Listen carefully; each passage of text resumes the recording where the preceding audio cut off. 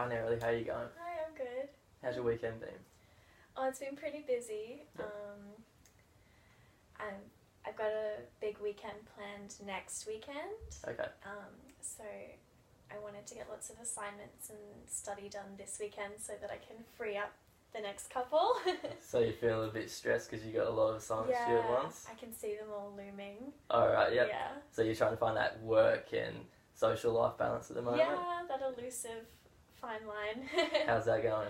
Oh, I think it could be going better. Yeah. I think like with assignments and everything coming up, I've been cutting down on the social stuff a lot. Okay. Which, yeah, it's probably got to happen. Is it working out though? Are you getting your assignments done? It is, Yeah, yeah. that's good. It's not, it doesn't feel as good. But, yeah, I think you've got to put uni first at the moment. And how are your friends feeling about you kind of cutting back in the social aspects? They have noticed, Yep. so that's nice. Yeah. I would feel bad if they hadn't noticed. Yep. Yeah, I mean, they don't love it, but I think they do understand. All my friends kind of take less classes than me. They take like 2 or 3. So they're all a bit less busy with uni stuff.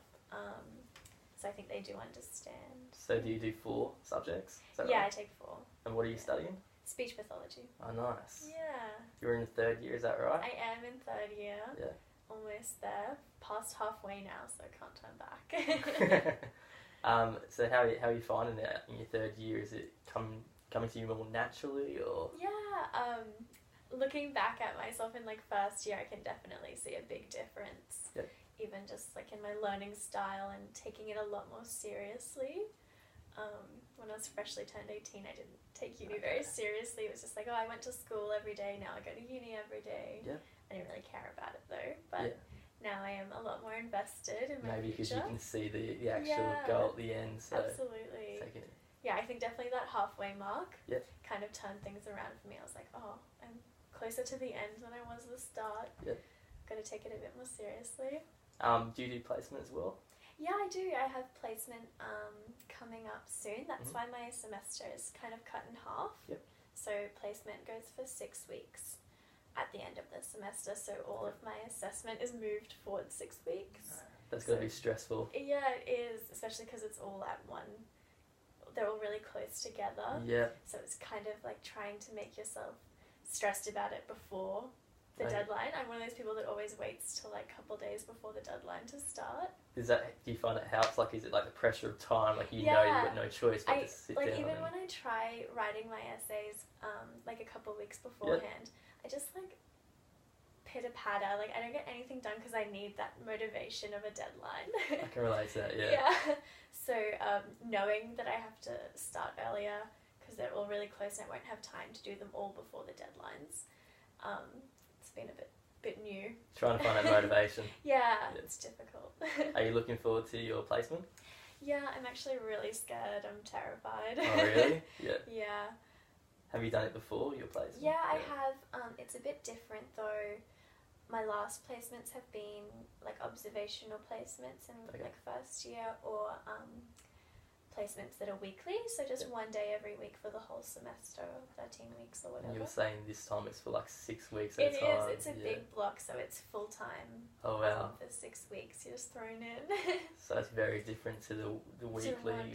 Yeah, I really love doing it weekly, because it like gave me a week to prepare my sessions and to ask questions and get feedback and mentally prepare myself for what I was doing and consider like all the different things that could go wrong and how I was going to plan for them. Okay. Yeah, I'm naturally a bit of a nervous person, so I like to consider all of the possible things that could happen. The idea of kind of like going there 6 weeks at a time, it kind of just turning up in the morning, because it's a hospital as well. Oh, okay. You have no idea like what you'll be doing. Where were you working before? It was a high school. Right. Yeah, so I was with teenage boys, and I had the same boys every week, so I knew what we were working on.